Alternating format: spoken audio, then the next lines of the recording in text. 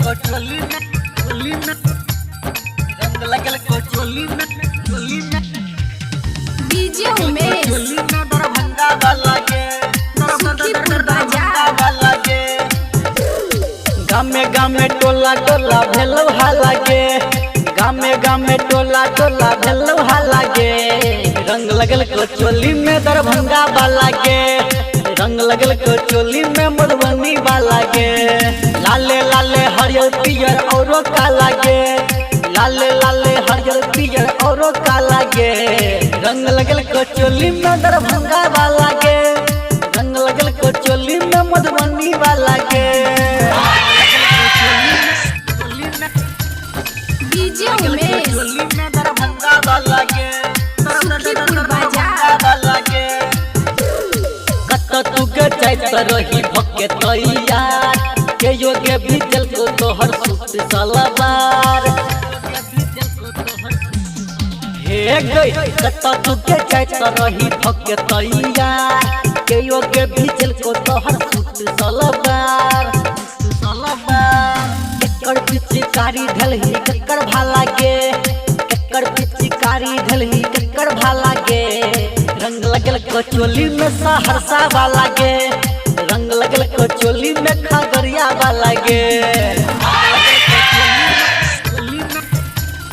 DJ Umesh में दरभंगा वाला गे सुखीपुर बाजार वाला गे तोरो ऊपर चढ़ल रहो फगुआ के रंग होली खेलना छौरा सुपौल वाला संग होली खेलना छौरा सुपौल वाला संग तोरो ऊपर चढ़ल रहो फगुआ के रंग होली खेलना छौरा सीतामढ़ी वाला संग पूरा मिथिला घूम के गेलना रेलम रेला के पूरा मिथिला घूम के गेलना रेलम रेला के रंग लगल कोचोली में जनकपुर वाला गे रंग लगल कोचोली में भागलपुर वाला गे डीजे उमेश में दरभंगा वाला गे सुखीपुर बाजार वाला गे गाल में लगल कऊ के तोरा गुलाल आँख छो चढ़ल भेल छोगे बुरा हाल छो चढ़ल भेल छोगे बुरा हाल गाल में लगल कऊ के तोरा गुलाल आँख छो चढ़ल भेल छोगे बुरा हाल छोगे बुरा हाल पूछो नीतीश राजन किया ढल को पाला गे